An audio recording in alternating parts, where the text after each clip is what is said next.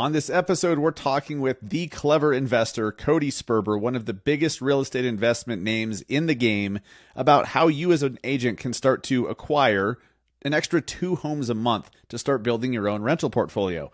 Now, this interview is absolutely incredible. Make sure you stay to the end. The beginning is very tactical, and the end, this shit gets very, very real. This is an episode you're going to want to hear multiple times. Let's go.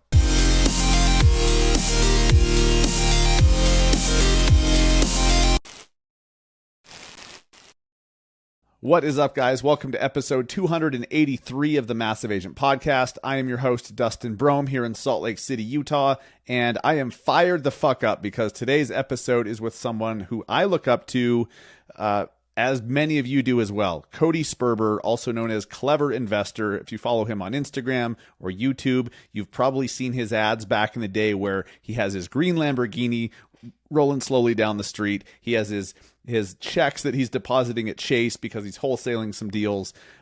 I guarantee you've seen this guy before. But he has built a massive business. He's flipped thousands of homes. He's built a portfolio of thousands of units, and he's cash flowing a ridiculous amount, multiple 6 figures every single month from his real estate, not to mention the education company and all the other businesses that he's involved in. This guy's an absolute machine.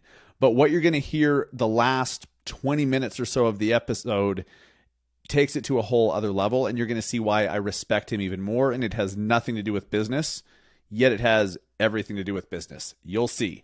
But first, the reason that I wanted to get Cody on the show, luckily I've got to know him a little bit through the Avengers Mastermind that he's a founder of and I'm a member of, and I've been with them for about a couple of years now. I've gotten to know him personally, and more than just what you see on Instagram, more than just what you see on YouTube, he walks the walk. He talks the talk, and he really cares about teaching people. And I approached him at one of our last masterminds, and I'm like, look, I'm an agent. My audience is agents. How do we get into the real estate investment game when we're talking with property owners all day long? Because most of us just aren't doing it. And he's like, you know what? We need to get on a podcast and I'll break it down. And that's exactly what he does today. If you're an agent that has any desire to start building your own portfolio of rental properties, maybe you want to start flipping, maybe you just want to start wholesaling for some extra cash, maybe you don't know what any of that means, but you know that real estate investment is something you need to start paying attention to. Well, spoiler alert, it is something you need to start paying attention to. I'm going to tell my story about how I fucked up. And, my first decade in this industry, I was so tunnel vision and didn't pay attention or didn't actively reach out and start building my own portfolio. I didn't participate in the investment side because I was so focused on just buyers and sellers all the time. And I don't even want to know how many millions of dollars passed through my fingers and I didn't even realize it. And I guarantee the same could be said for you as well. So this episode today will change that. You're going to finally leave this episode. You're going to finish this knowing what to do next. You're going to know where to focus, what you need to learn, and then what's possible. You may get overwhelmed at times, like most agents, where you're like, I know I need to start investing. I need to do this for myself, but I don't know where to start. This will point you in the right direction, but you're going to also see what's possible. You're going to see where to start, where to focus, and what you can do, because there's so much you can do in the world of creative finance that you may not even know is possible. Most agents don't. And so Cody's here to set the record straight and explain and educate to open your eyes as to what's possible. This is one of my favorite episodes we've ever done. Episode 283, this is one of my favorites. And the last 20 minutes is freaking heavy. That's all I'm going to say. So pay attention just pay attention. This is good. Before we jump into our talk with Cody, if you guys follow, you guys know that this podcast is part of BAM, and I contribute to their walkthrough show every once in a while. I'm going to be a guest on this week as well on their podcast, The Walkthrough.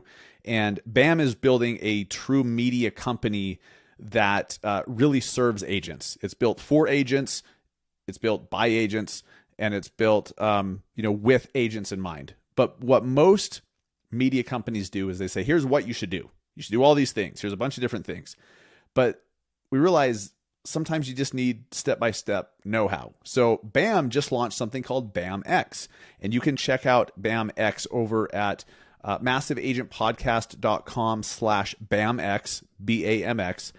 So BAM X is a new platform built within the BAM ecosystem where you're not just going to hear what to do, but we're going to show you how to do it.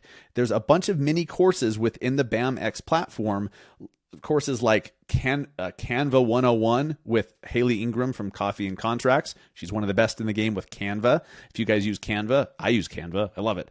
Objection handling course with Tom Toole. He's one of the best in the game. There's a little mini course on how to create great green screen videos, and the ultimate Instagram course from none other than the broke agent himself. I don't know anyone better at Instagram, more of an Instagram master within our industry than the broke agent.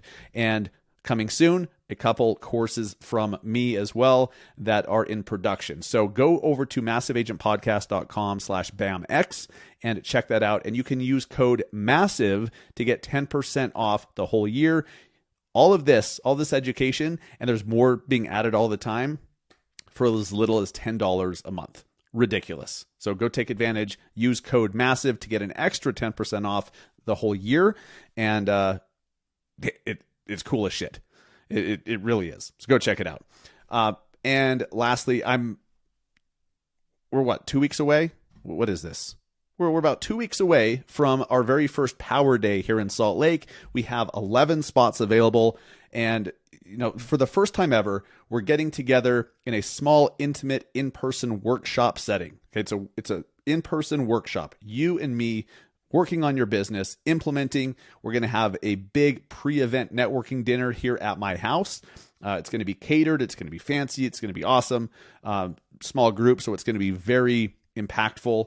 And due to the nature of this, we're keeping it small. So very small. Only 20 spots total. 11 are still available.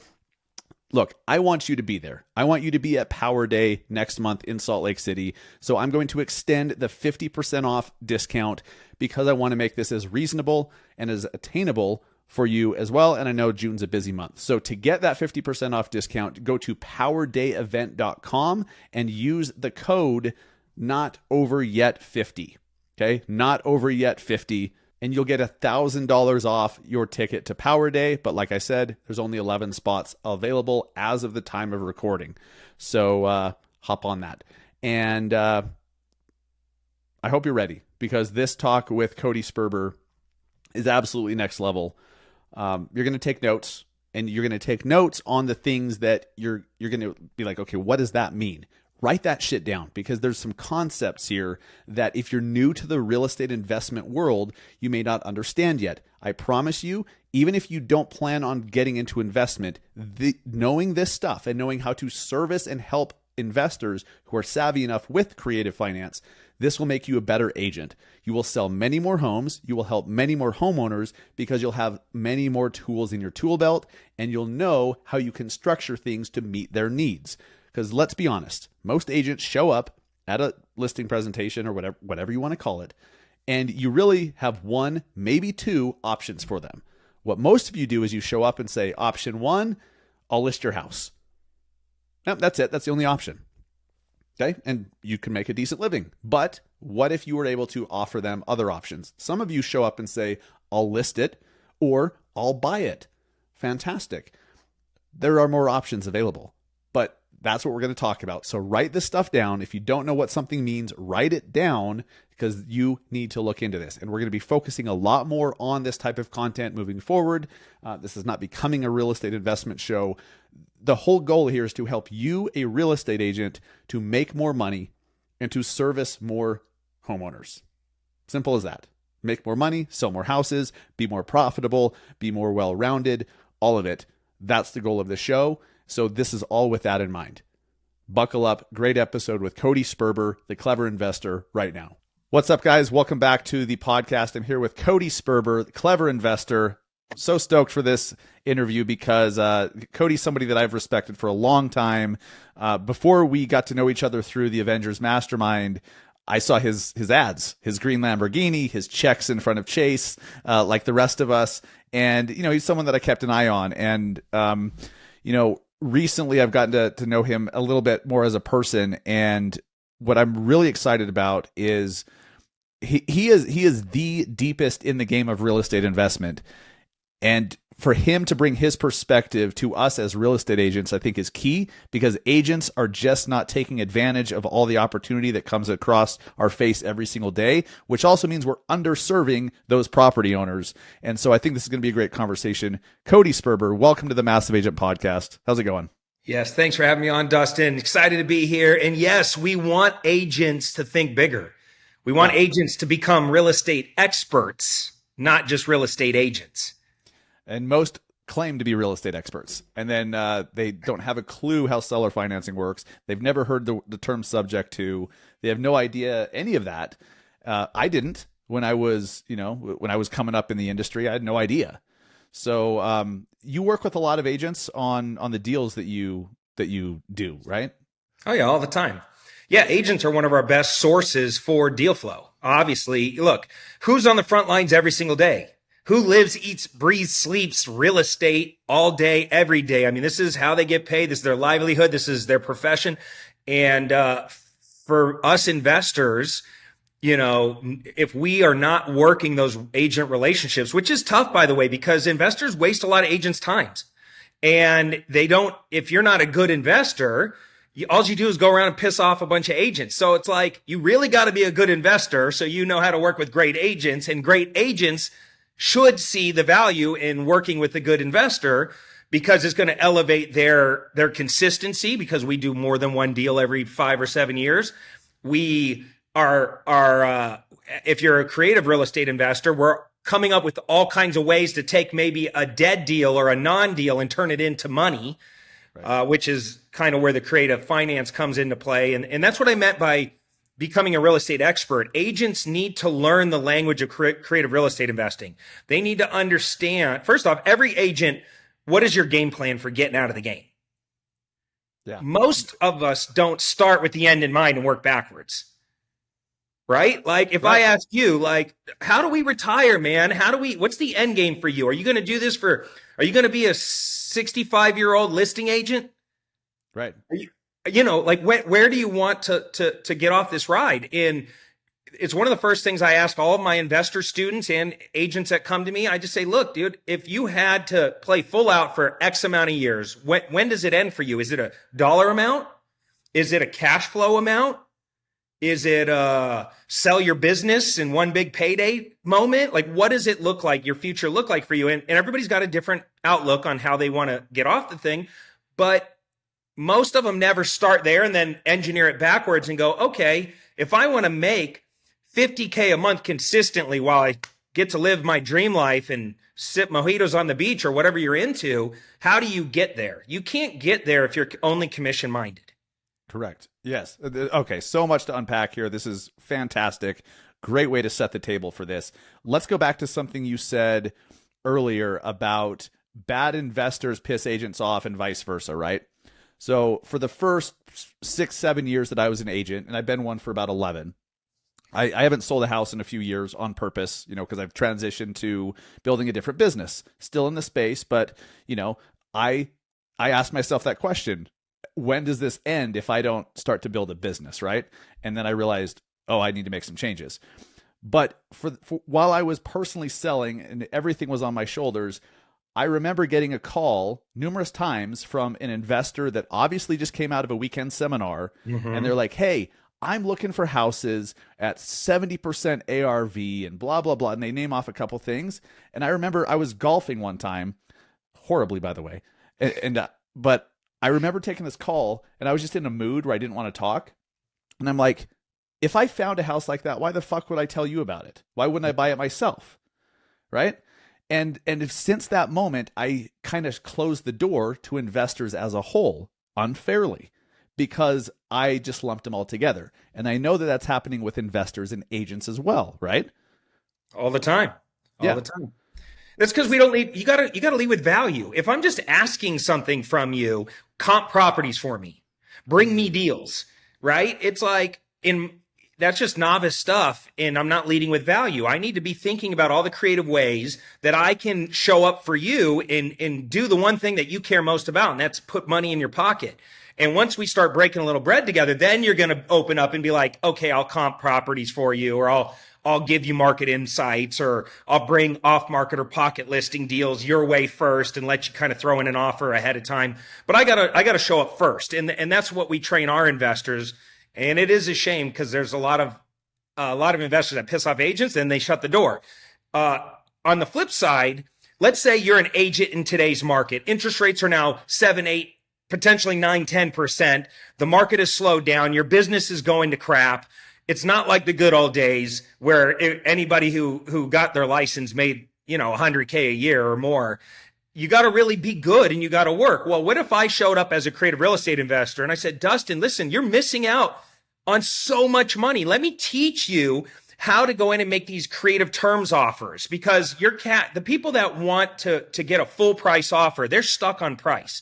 But if I can show up and say, listen, it makes no sense for me as a buyer to come and buy your house and trade more, like, let's say the homeowner has a 4% mortgage. It doesn't make any sense for me to buy a house and trade a 4% mortgage with an 8% mortgage. Mm-hmm. That house becomes unaffordable to me, especially as an investor. I can't cash flow it anymore. But if I can work with the agent who has trust in me because I'm an expert in creative finance, and I teach the agent how the language of creative finance works, and now together we go to the seller and pitch them on this concept of selling me the house with their loan in place, which is called a subject to transaction or a wraparound mortgage. Now there's a way to get a deal done where it potentially wouldn't have happened because they are stuck on price and nobody's offering them that top dollar. And in some cases, I can overpay for a property. So you look like a badass as an agent rolling up with a guy like me that says, hey, I know you want $350 for your property. I got a guy that'll pay you $375 right now. And they're like, what? And it's like, listen, you just got to be a little open-minded. Just listen to his presentation. And if it resonates with you, we can figure out how to put it together. If it doesn't, no big deal. I'm just trying to get you the most for your property. Now, all of a sudden, the agent looks like a superstar. They understand what we're doing. We can still work out and pay the agent a commission or even cut them in on the deal. And on ownership side of things, there's a lot of ways I work with agents that bring me deals. And it works in a market that's really tough like it is right now. Just think about this, Dustin.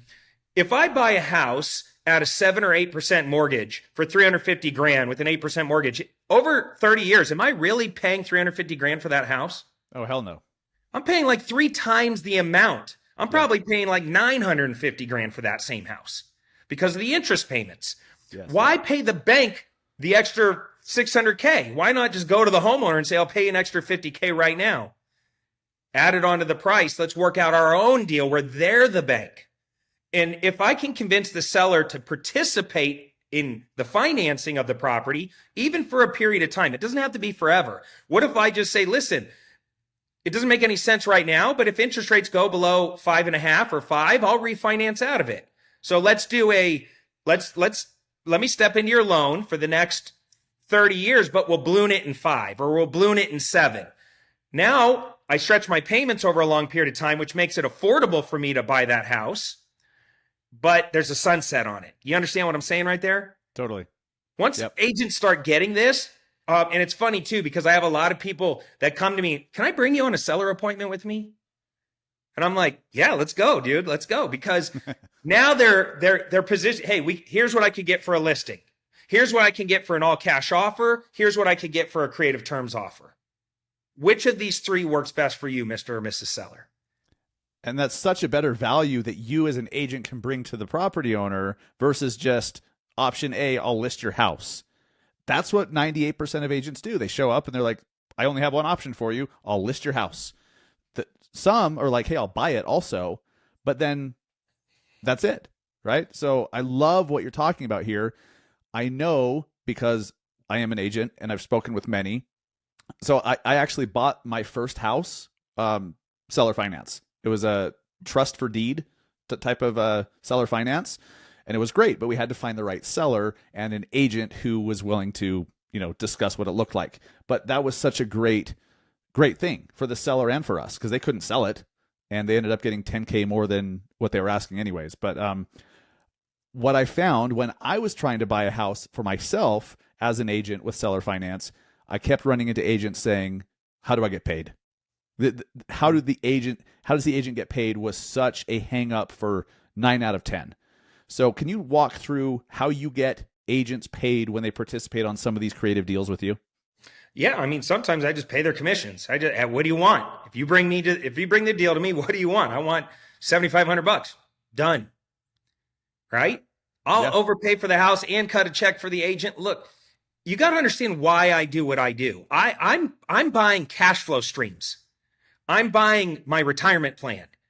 Right? I wholesale real estate to make cash now, but I own real estate to get me out of this business. Right? I don't want to pay taxes. I don't want to work forever. I want to get to a point where maybe in my mind I say, and everybody's different, maybe I say, hey, if I can make $100K a month like clockwork from my assets, I'll never work another day in my life. My number is much bigger than that, but let's say that was my number. Mm-hmm. How many houses and Airbnbs and apartment buildings do I need to own to get there? It's less than you think. I got one apartment building right now that we're syndicating on. It's a 438 unit apartment building. It's like a $136 million purchase. That one purchase will produce well over 6 figures consistently every single month like clockwork for the rest of my life, as long as I own it, and it's a $130+ million asset. And I'm going to buy it with other people's money. Like, the sky is the limit on this. I started literally with like the crappiest houses that looked like they couldn't even be inhabited. And I worked my way up to nicer houses, then duplexes, then bigger multifamily. And now I'm in the game trying to buy a 438 unit deal. I mean, it's crazy to me that agents work 10, 15, 20, 30 years for commissions. Right. And I'm like, that's how big you think? Right. Like, you're not even in the freaking real estate game, man. I want to grab him and shake him and be like, dude, wake up. How are you gonna? Last year, I made one purchase that wiped out $1.2 million worth of taxes for me. One building. I paid $4.25 million for a commercial building. The building, after I put tenants and everything in it, is making about 20 grand a month in pure cash flow. And I did what's called a cost segregation study on the building. And I wiped out $1.3 million in taxes. It's like, if I asked you a question, what's more important to you? Like, let's say it's the beginning of the year and you go, Cody, I want to grow. I want to scale. Great. There's 2 ways we're going to do that. We either double the amount of revenue we bring in the door, or we just pay no taxes. Both of them get you to the same spot. One, it requires you to work really hard to scale your business and double your revenue. And one is one power move with one good piece of real estate with a cost seg study, and boom, you're done. Agents don't know this. Agents do not know this. And something you mentioned a second ago, in full transparency, I got into real estate, or I got my license because my parents and I went to a Rich Dad Education weekend seminar deal, ended up spending 40 grand on the education package. It was great stuff, but we never freaking did anything with it, like most, right? But we did buy a short sale back in 2010. It was like 111 grand in Salt Lake City. Like, now the house is like 500. But we got this short sale. We were relying on another agent to value the property ARV after repairs, and he was off by about 15 grand. And that was our whole profit margin. So we're like, well, fuck, we can't sell this now. We ended up holding it as a rental. We were cash flowing about $600 a month from one unit, which was amazing. So that was a blessing in disguise. But it got me into real estate. And why the fuck did I bring that up in the first place? Taxes, maybe. But that was the last real estate investment that I did for myself outside of a primary residence. This is why I joined Avengers Mastermind recently, because 10 years later, I'm like, this is ridiculous. I've spent the last decade talking with property owners all day long. I wholesaled a couple. I referred a couple out to my broker who would buy them, but I didn't have shit. And I know that this is not just me. This is the majority of our industry. So what you're saying right now is so great to open eyes, and the whole tax saving things is brilliant. But I think it overwhelms people too. They think that they have to get simple, started with Dustin. an apartment building. No, screw that. Let's keep it simple. Think Yeah. about this. Every seller you talk to is going to fall into one of three buckets. That's it. One of three buckets. They're either going to own their house free and clear, they're going to own their house with a mortgage but have little to no equity, or they're going to own their house with a mortgage and have a ton of equity. There are different investing strategies based on which bucket they're in. If it's free and clear, and by the way, that's the best place to start if you're trying to learn creative finance. Get out a mortgage calculator, right? I like usmortgagecalculator.org. It's my favorite little one. It's free. You just go online. And when you start playing with the mortgage calculator, you realize there's only a couple levers to pull, right? It's like, what are you paying for the property? That's always the number one thing everybody negotiates, price, right? Well, if there's a seller stuck on price and they own it free and clear and they're a savvy person, they're the best people to work with, because then I can roll in and say, I'll give you price. Like, we don't even got to negotiate the one thing that you care the most about. In fact, I'll even pay you more if you want. Like, I don't care about price because I'm going to pull the other levers. Down payment. Obviously, I want to pay little to nothing down. Mm-hmm. Interest rate. Obviously, I want to pay no interest rate and make principal only payments. And length of loan. I want to stretch my loan out as far as possible so that way my payments come down as low as possible, which increases my cash flow. Once I understood that, I'm like, okay, let's start with just targeting free and clear homeowners. And let me practice talking to them about them being my bank. Hey, what if instead of listing your property because it needs work or whatever, and getting beat up on in negotiating, what if I just buy it for full price and I'll pay you your price and I'll make you equal monthly payments spread over 30 years until paid off. How's that sound? By me saying it that way, essentially what I just said is I'm going to pay nothing down. I'm just going to make you equal monthly payments, which means no interest rate. Principal only payments spread over 30 years until we're paid off. It's like a payment plan, but I'll pay you full price. And if the seller comes back and says, no, well, what interest rate are you paying me? Or how much are you putting down? Oh, I didn't know you wanted anything down. I thought you were really wanting me to pay full price. I'm not going to negotiate on price at all, which is why I hope that you'll work with me on the other things. Well, I want some skin in the game. Okay, well, how much do you want? Well, I don't know. I want 15 grand down. Okay. So you're saying if I gave you 15 grand down, you would do this deal with me? Yeah.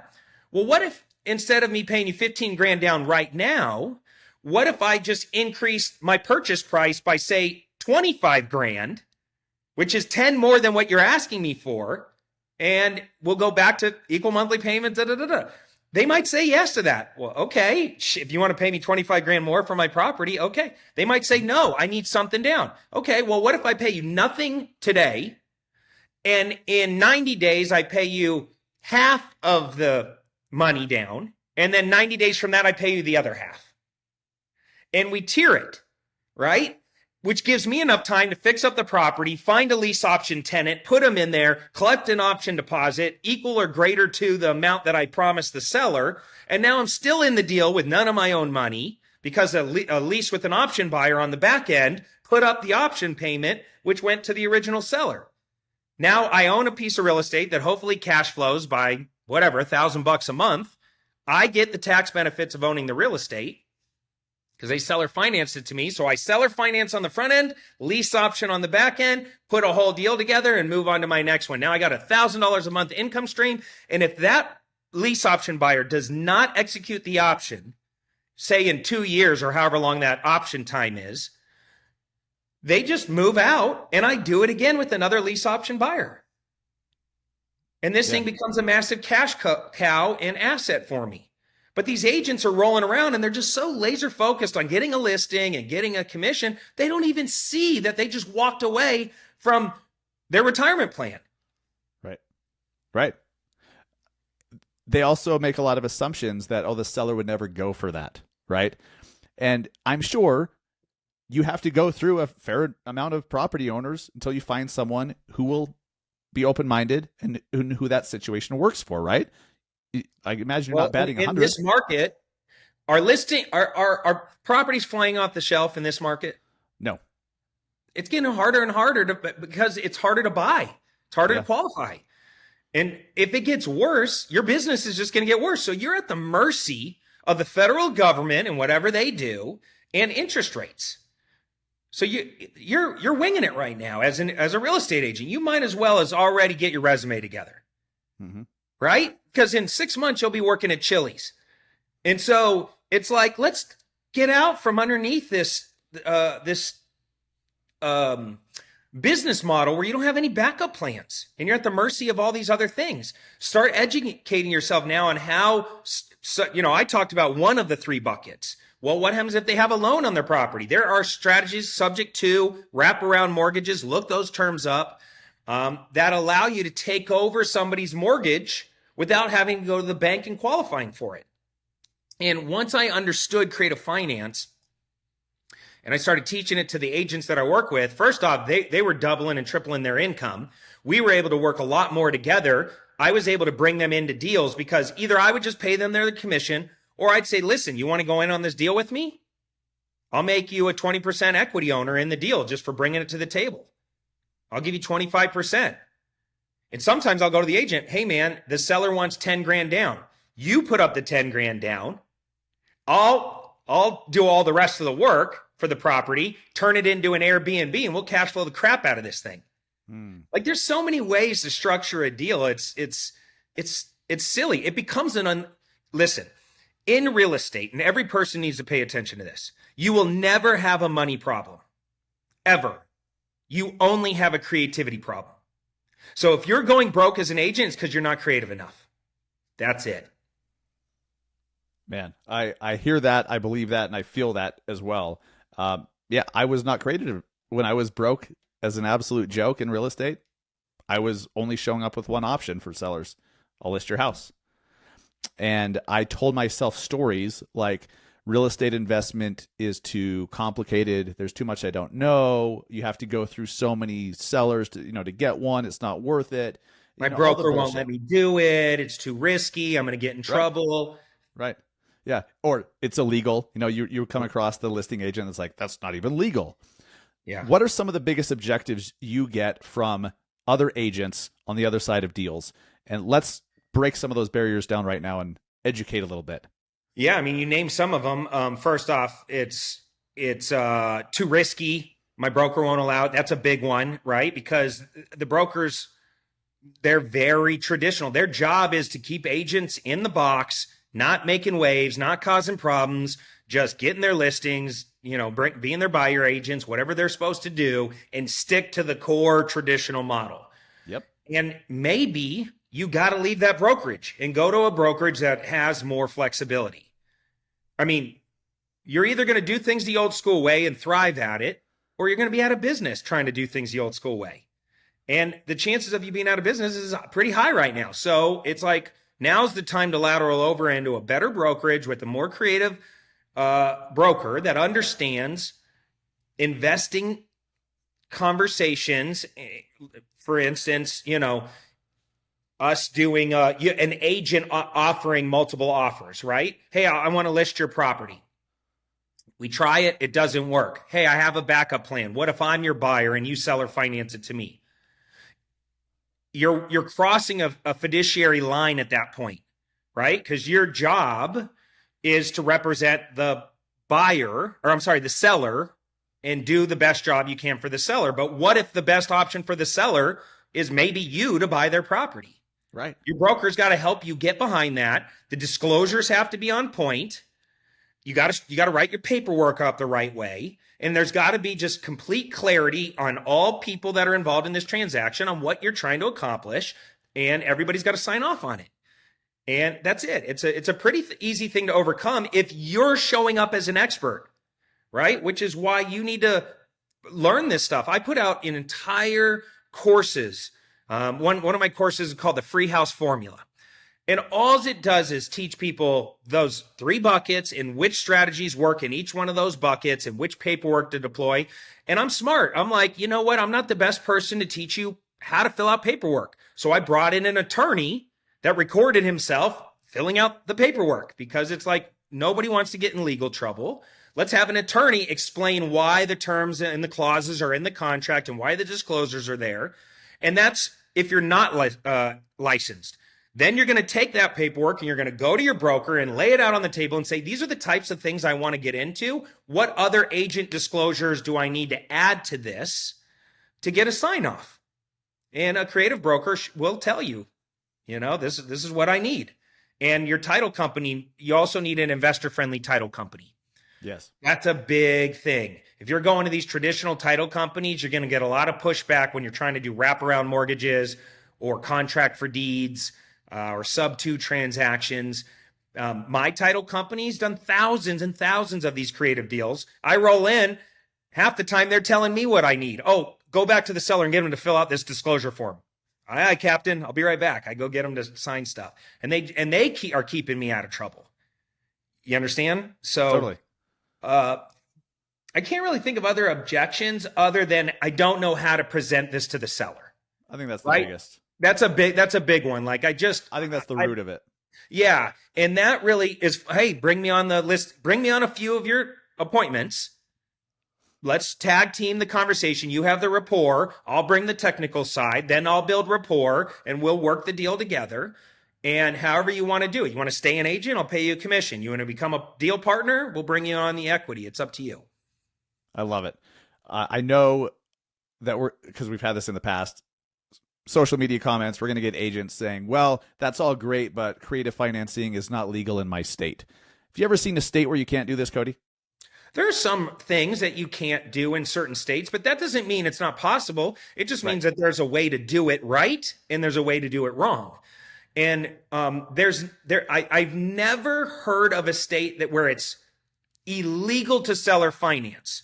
Now, let me give some examples of where you can get in trouble. Let's say I'm selling on seller finance a lot. I could violate the Dodd-Frank Act if I, as an investor, am selling a lot of properties using seller finance as a way to dispo my properties, because I have to technically run that through a licensed mortgage bank in order to do it legally. And they put that in place because of what happened in 2008. And they kind of put the curb on all this Wild West seller finance activity, and they put it to where I believe it's 2 per year you're legally allowed to do. And if you do more than 1 or 2 per year, then now you need to be working with a licensed mortgage banker. Now, on the buy side, there are certain things you can do and can't do when it comes to like lease options in the state of Texas, for instance, right? Because they're trying to protect owners. That doesn't mean you can't do it. It just means there's a right way to do it. And so what I would do if I was in one of those states, after talking with my broker, I go sit down with a real estate attorney and say, I'm trying to do subject to transactions in this state. What do I need to disclose, or how do I write this up to do it? And they're going to tell me. And I guarantee there's a way. Yeah. Yeah. Love it. I hear due on sale clause quite a bit. When I first bought my house with seller financing, that was a concern of the sellers. It was a concern of mine because you hear, oh, you can't do it because of the due on sale clause. But because of watching you and Pace, I've learned that's not really an issue. But can you talk a little bit more about the due on sale clause? Yeah. So if you think about the way real estate's structured here in the United States, there's a mortgage or a deed of trust, and that shows who has title to the property, right? That title is like a bundle of rights, right? Think of like a bundle of sticks. And each stick is like a different right, like the right to use and right of quiet enjoyment and the right to burn it down if you want, the right to modify it, it's this bundle of rights. And so like when I rent you my property, I'm not giving you all of my rights. I'm just disassembling 1 or 2 or 3 of the sticks and handing you those and saying, you have the right to use my property, but you don't own it. Right. And so that's title. And a mortgage or a deed of trust, depending on what state you're in, some states are mortgage states, some states are deed of trust states. That shows title. But then when you take out a loan, you sign a note, and that note shows who you owe money to, right? And that shows the payment structure. And then they record it. They record it to securitize the note.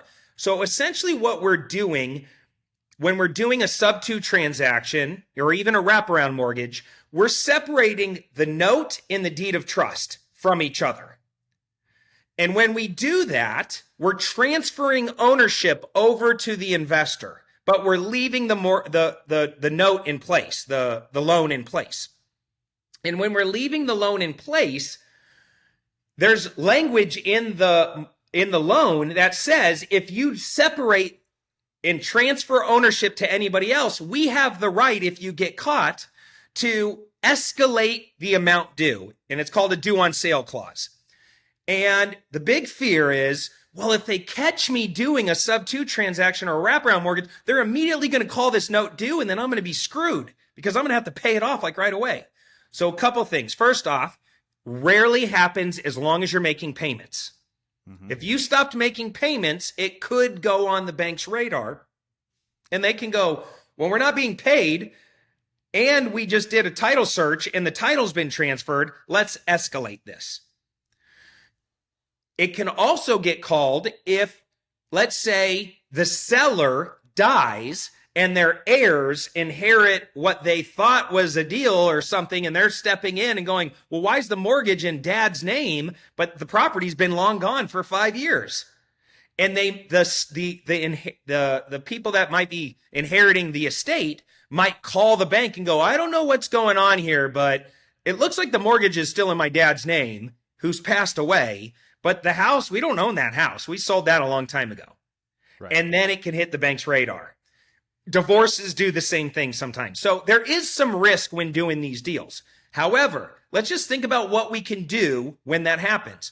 One, we can put language in our contracts that say if the bank calls us and says, hey, did you transfer ownership? I can literally just deed it right back to you and unwind the deal and just hand you back your house. Let's say I don't want it anymore. That's one option. I put it in my language in my contract that at any point in time, I can give it back to you.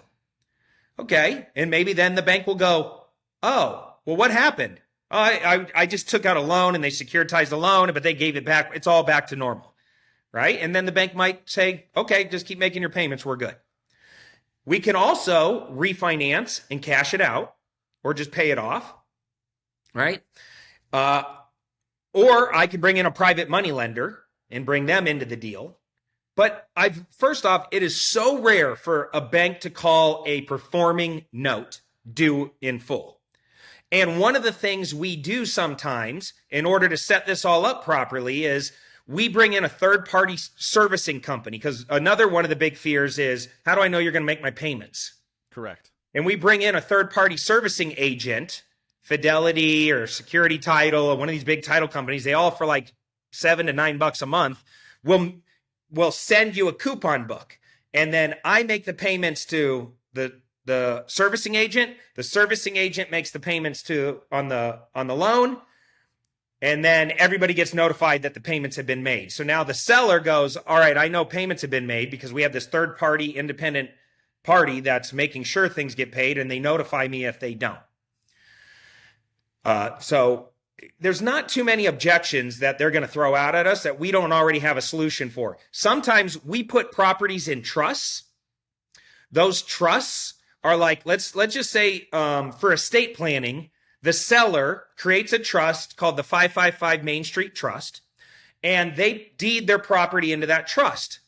People do that all the time for estate planning. And if the bank sees that your property is in a trust, normally they don't call the note due. They don't care because it's in the trust. Yeah. But what if instead of buying the property, I buy and we assign the beneficiary rights of the trust over to me, the investor? So we leave the trust in place. We leave the mortgage or the deed in the trust, but we assign the beneficial rights to me. We assign I become the trustee of the trust. So now I control the trust and I'm the beneficiary of the trust. And we just hold that paperwork over in a filing cabinet until we're ready to record it at some point in the future. Now I control the real estate. The bank cannot see really what's going on, right? There's anonymity, and there's no due on sale fears or anything like that. Right. Dude, what's awesome is you've shown that there's all these potentially complicated things that once you just learn how they work, they become simple. And you've shown that you have a tool for every situation. And this shows the path for agents. Like if you want to, provide more value to the property owner than just I'll list it or I'll buy it, and build your own portfolio, you got to learn this shit. And Cody, how realistically, if an agent that's working full time, they're doing the whole deal and they're like, hey, I want to do this as well. I want to pick up 2 properties a year for myself creatively. How much time should they put into learning this stuff? As much as it takes right away. You need to go all in and become obsessive over learning creative finance. Think about this. 53% of all mortgages generated in the United States have been generated from 2020 to 2022. That's crazy. And they have a 4% mortgage or less. This is the gold rush, guys. This is the thing. This is why nobody's moving. People aren't going to trade their great mortgage for a crappy mortgage. They're just not going to do it. That's why the inventory is so low right now. And so you need to learn this stuff, how to take over a mortgage, how to work a deal. By the way, I think it's 1 in like 79 homes or 1 in 83 homes in the United States is owned free and clear. Like there's a massive amount of free and clear inventory. There's a massive amount of inventory with phenomenal mortgages on them. You are missing out on all of that deal flow. You should be able to do 1 to 2 a month. Fuck 1 to 2 a year. Why can't you get an extra 20 houses this year that all bring in $750 to $1,000 a month in pure cash flow times 20? Right.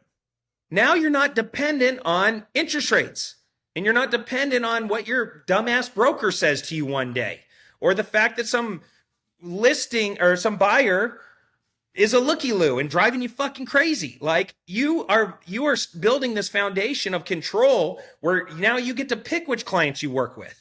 You get to pick when you work. This is the freedom of being in real estate.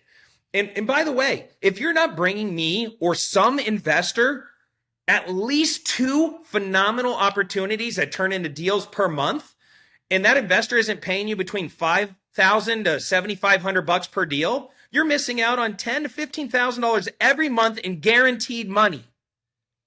All by having one relationship with one great real estate investor that really knows creative.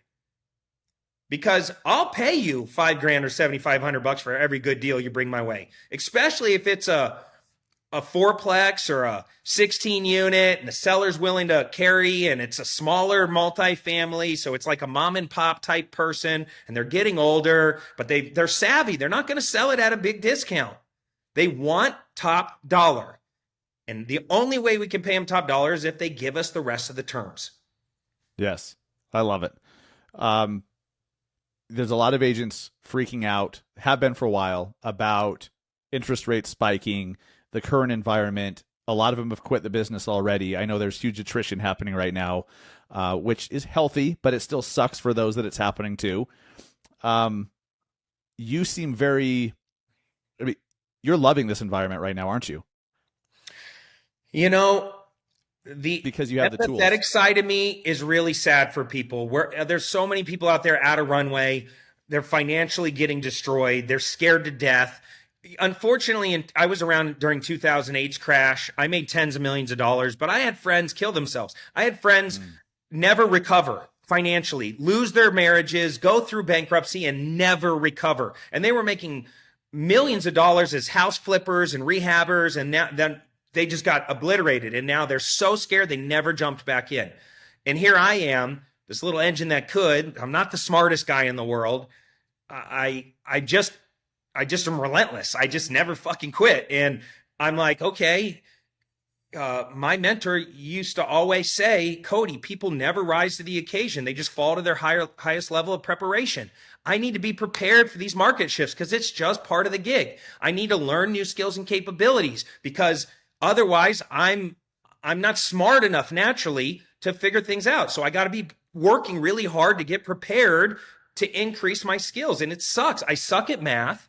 I hate studying. I fucking hated school, but I love to make money. And I know that when turbulent times come, these are the moments where ridiculous amounts of money are made. And people need to understand, once you understand the money game, you realize that this is a zero-sum game. Money never leaves the ecosystem. It just changes hands. And I want to be on the right side of the equation. If I made tens of millions last time, I want to make hundreds of millions this time. Well, how do I do that? I use cutting-edge technology like artificial intelligence, because that's what the hedge funds do. That's what the big dogs do. They're not playing fair. They get better interest rates than us because they're closer to this creation of money. They have better banking relationships. So they're using unfair tech and unfair lending. They are more aggressive than us on their marketing side of things. This is why I tell every agent, if you're not aggressively building a personal brand, you're an idiot. You're just, I don't like being on camera. Shut the fuck up. Get your camera out and start recording content. You are a real estate expert. Every person in your world needs to know what you do, how you do it, what you do it. And you need to be relentless on creating content. Well, I don't know what to say, Cody. Use GPT, motherfucker. This is not complicated. It is now at a point where ChatGPT will tell you exactly what to say. Write me a 1-minute script on how to sound like a real estate expert in the state of California on the 3 ways for a seller to seller finance me a deal. It'll write you a 1-minute script better than anything you can write. Then get out your little phone, get out your teleprompter app like BigView, BIGVU, upload your little script and read the damn thing. And put it out on all social platforms and do that 3 times a day for 91 days in a row. And be obsessive over your brand and tell people how to do business with you and pull people off of social into your world. Those are the agents that are going to thrive. They're building a brand. They're using unfair tech. They're increasing their skills and capabilities to learn how to do this creative stuff. They're the ones that are going to go off and make crazy amounts of money because they're going to elevate from agent to expert. And nobody's going to roll out the fucking red carpet for you. You said it. It's a cleansing. So on one side, I feel horrible for all the people that this is happening to. On the other side, I'm like, fucking, this is the moment I've been waiting for. An average adult maybe has 4 or 5 times in their entire life that they have an opportunity of a lifetime. Once or twice, we're before the age of 18, so we don't know what to do with it. Once or twice is over the age of 65, so we don't give a shit. But once or twice is right in that sweet spot. We had it in 2008, now we're having it again right now. Why are you going to waste this? This is the greatest transfer of wealth we potentially will ever have again. And those mortgages are gold, and the free and clear properties are gold, and you're on the front lines of the greatest asset. Real estate is future-proof. People will always need a place to live. There will be flying cars parking in garages someday, and you could be making money from it. And you cannot be paying taxes. The only reason to own real estate is not to pay taxes, right? I would have owed $2.5–3 million last year in taxes. I paid no taxes because I bought the right real estate. And by the way, last thing on my little rant, and I'll let you ask a question, but if you're only doing single family, you're an idiot. Commercial and multifamily is where the tax breaks are. The government tells us what they want. We want affordable housing. You have to start elevating past this, I'm a single family home listing agent bullshit. No, you're a real estate expert that makes money from all leads and all things real estate. And if you don't own multifamily and you don't own commercial, you're going to be paying too much in taxes. And you can't save your way to wealth. It's impossible. With inflation and taxes, you'll never beat this money game. And then there's doofuses like me that smoked weed all through high school, sold weed out of the Burger King drive-through window, little hustler out here making it fucking rain all day, every day. My bank account's nasty. Like there's very few days I don't make 40, 50K.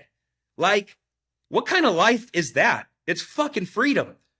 And I started with nothing, $30,000 in credit card debt. But we're over here winning because we play to win. We show up every day and we're like, dude, this is it. Super Bowl, baby. Ripped, rich, and rare. All these, now you're getting me going. All these motherfucking agents that are fat, overweight, unhealthy, but they got their little gold Rolex on. I'm like, what the fuck, dude? Okay, so you're winning the money game, but you're losing the health game? Mm-hmm.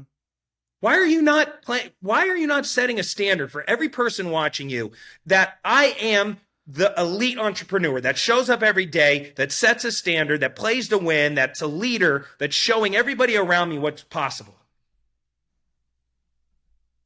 So people made fun of me. Yeah, I had my stupid green Lamborghini in all my ads. Fuck yeah, I put my Lambo. You know how proud I am to buy that car? Dude, I was driving around in a piece of shit Nissan pickup truck for 10 years. I skipped to the Lambo dealership to pay cash for that motherfucker. Like, I love having nice things. I also love building 113 schools in third world countries. You know, I want to set standards. I want to have a six-pack. I want to be proud when I rip off my shirt at the beach. All right? I want my girl to be like, I can't wait to get home with that dude. Mm-hmm. But I see so many people that are losers in the religion game. They have no spiritual connection.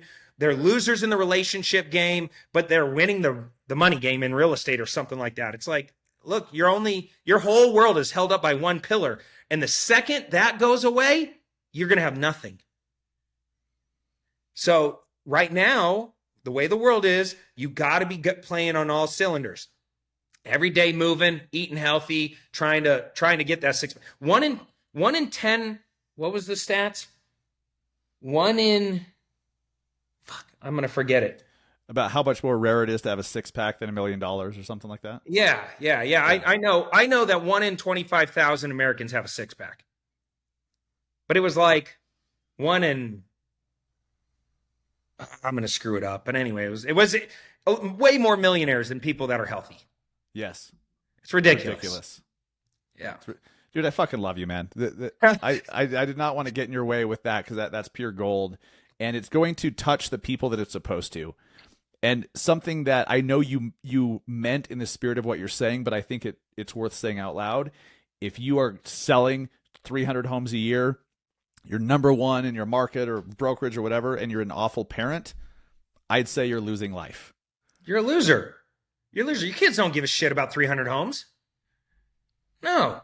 Nope. Look, dad's gone again. Last year, I lost my mom to cancer. I also went through a divorce. You really reflect when you fucking faceplant like that. You know, I went through a tremendous amount of therapy last year, an insane amount. And I'm so mad at myself for not doing it sooner. I'm so happy right now. I was miserable for a long time, killing the money game, but being a loser parent, my health was out of whack. I had zero spiritual connection, but I was great at making money. Guess what people said behind my back? It wasn't, I love that guy. It was, Cody's great at making money. He could be an asshole though. You know, it's like, what? I have a better relationship now with my son and my daughter than I've ever had, and my ex-wife, and all my business partners, because I'm now gunning on all cylinders, and they see it and they feel it, you know, and I'm in alignment with my purpose. I'm in alignment with my words. People that are out of congruency in their health and in their words and in their promises to themselves, they're wondering why opportunities aren't happening for them. They're wondering why they're struggling all the time and they're stressed all the time. They're wondering why people don't want to lend them money or do things with them. It's because people can feel fake. They can feel your inauthenticity. They're watching you and your words don't match your actions. And they're looking at your body and going, dude, this person is a fucking mess. Yep. But the good news is it's easy to fix. It took, unfortunately, for entrepreneurs like me and guys like me, I have to get ran the fuck over before I wake up. You know, that's unfortunate for me. It wasn't like a tap on my shoulder or a podcast conversation. And I hope this at least plants a seed for some people. But dude, go to therapy. Work on the inner child stuff. Work on, I had open heart surgery on my inner child. I went deep. Horse therapy, acting therapy, EMDR therapy, one-on-one, group. I went all the way down the rabbit hole. But I was in a pretty dark place. Going once a week and talking to somebody on a couch isn't going to get you to where you want to go. You really got to go deep. You got to do the breath work, and you got to address all that subconscious pain that you're carrying around. And you want to be a superstar massive agent? Start working on yourself. We're like, even right now, Dustin, we're having this conversation. We're in flow state, bro. Yes, you know sir. what we're not doing? We're not worrying about the bills. We're not worrying about some deal that's going south. We're not worrying about the news or problems in the world because we're serving others. Me and you, we're in alignment and we're serving others. I also feel phenomenal and in flow state when I'm working out. Because when I'm working out, I'm raising all my enthusiasm and my intention and my blood flow and my oxygen levels and my serotonin. Everything's firing, right? And so I'm not worried about all this other shit. And then people that do these things and put in the inner work, they start to get in alignment with their words. They start to get in alignment with their purpose. And then everything starts to gravitate towards them. And life gets real good, even in dark times out in the world. And they become more creative and they start to dominate. The people that don't, they wonder why somebody cuts them off in traffic and they lose their fucking mind. And then the rest of their day is ruined. And they never can bounce back. And then they show up, they work hard all day. This used to be me. Work hard all day, and I'd go home and I'd pull in and I'd take my work home with me. And I'd be a toxic, negative, nasty, short-tempered husband and father. And no wonder my marriage fell apart. I put my girl into her masculine. I didn't let her fall into her feminine. She didn't feel safe. I'm over here gunning like a warrior. And I show up from work as a warrior to my house. And I would barf all over my family of all the toxic things that happened that day, which is stupid. I needed to park that shit in my car. We're transitioning into some real life conversations now, and this is bigger than agent stuff. But look, the ultimate goal for all of us is to win the game of life. Yes. That's it, man. How do you win? Step one is I cannot give what I do not have. I can't give you unconditional love, my time and my best self, if I don't have unconditional love for myself. If I don't walk around congruent with my own words, if I'm lying to everybody and lying to myself, I'm out of alignment. So go get the help. Men specifically, check yourself. Where are you out of alignment? Your body is telling you, the world is telling you, my marriage is suffering, my relationship with God is suffering, my money game is suffering for a fucking reason. And just start hacking away at it. People didn't know. For like a year, I would go work out. Every Sunday, I would really go to church and sit in the fucking back. And I'd just be back there crying, man, like by myself in the back of church because I didn't have a relationship with God and I didn't know how to create one.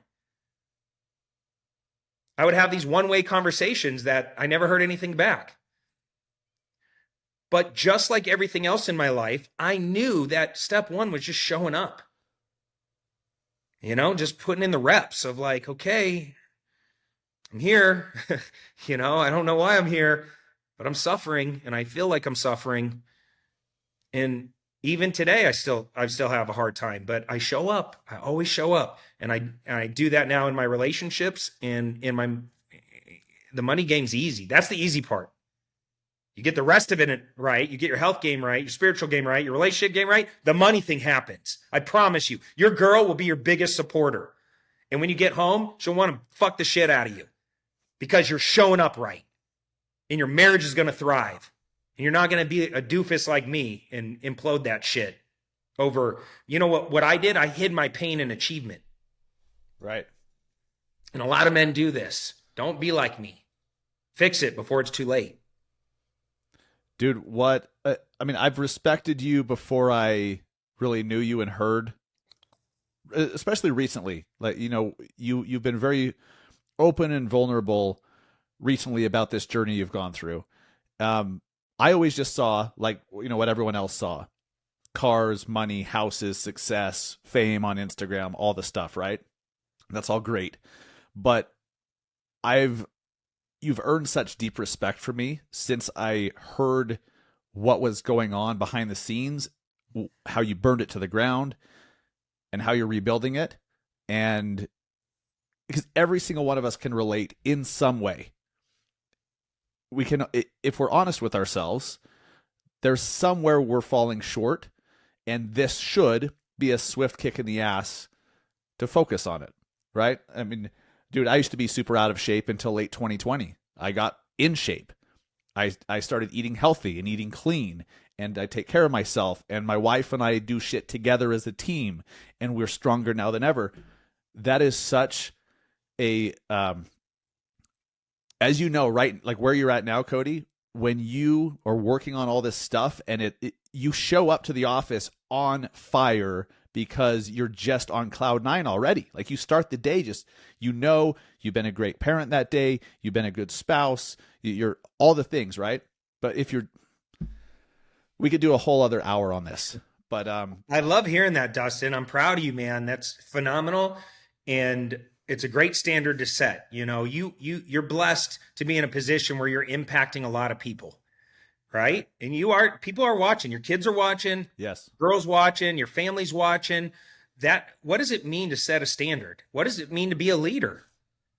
It's doing the right thing when nobody else is looking. It's setting a standard for everybody that is looking, you know, and most people are just boring ass adults. We've been conditioned to play small, think small, be average, don't rock the boat.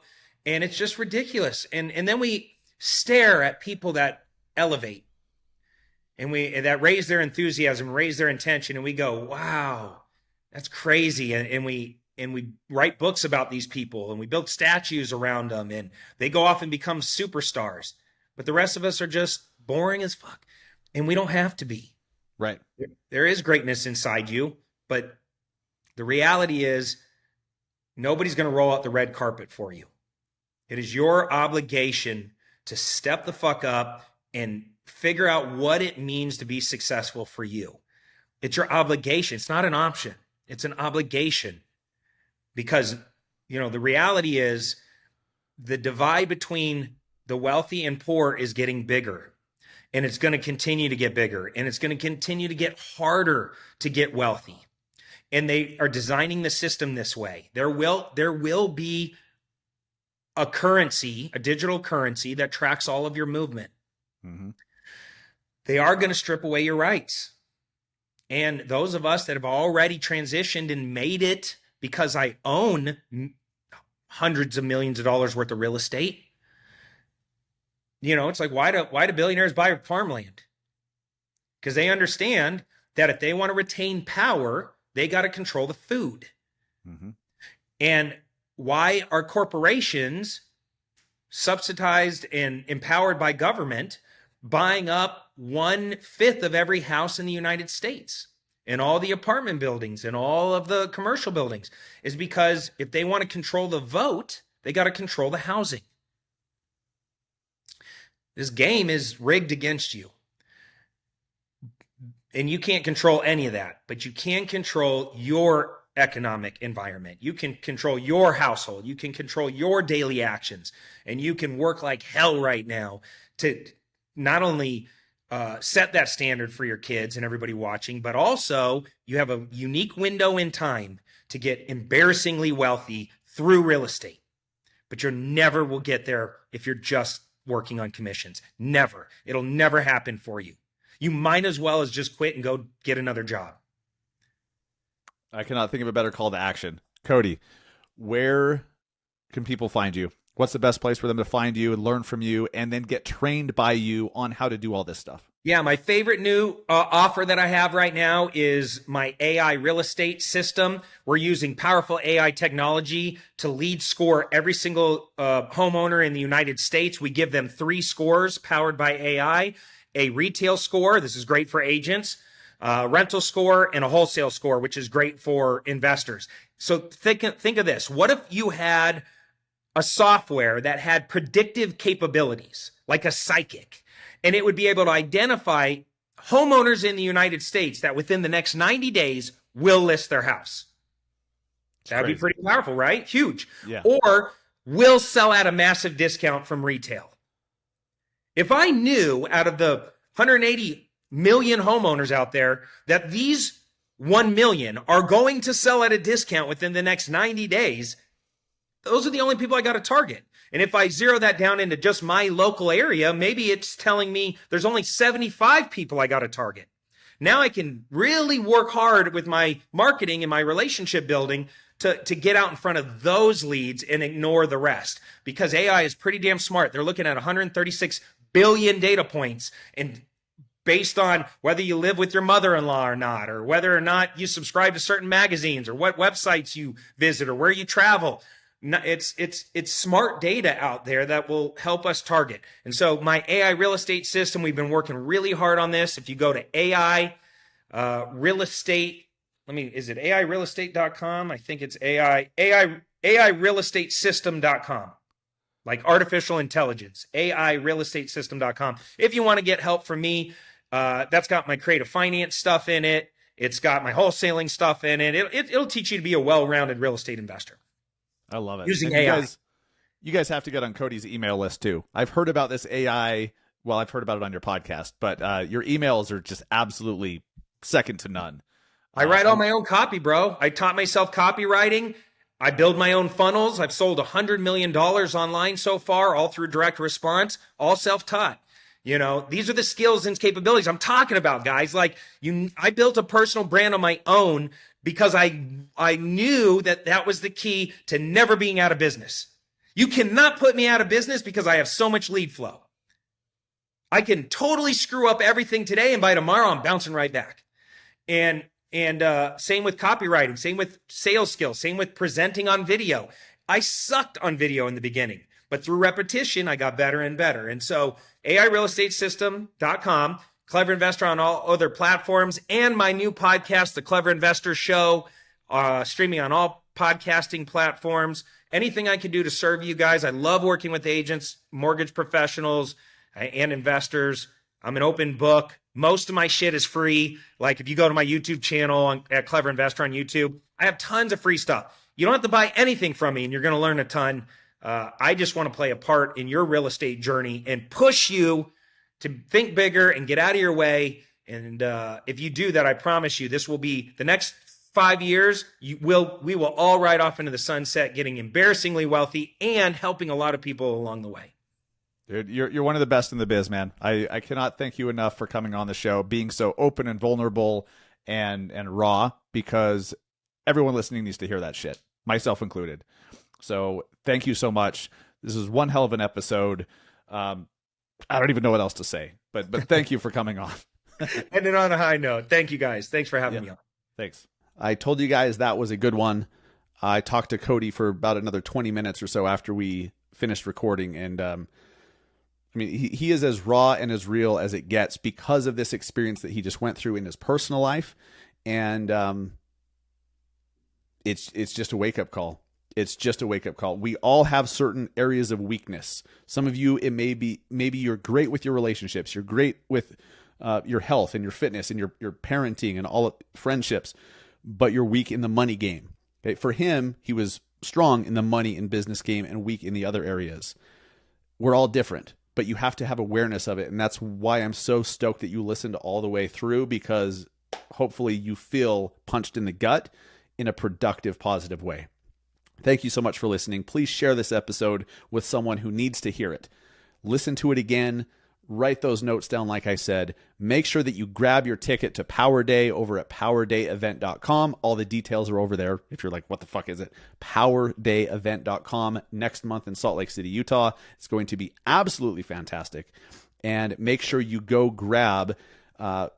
check out BAMX, massiveagentpodcast.com/BAMX, where you can see some great courses like Canva 101, objection handling, the ultimate Instagram course done by the broke agent himself for as little as $10 a month. Use code MASSIVE at checkout to get an extra 10% off that.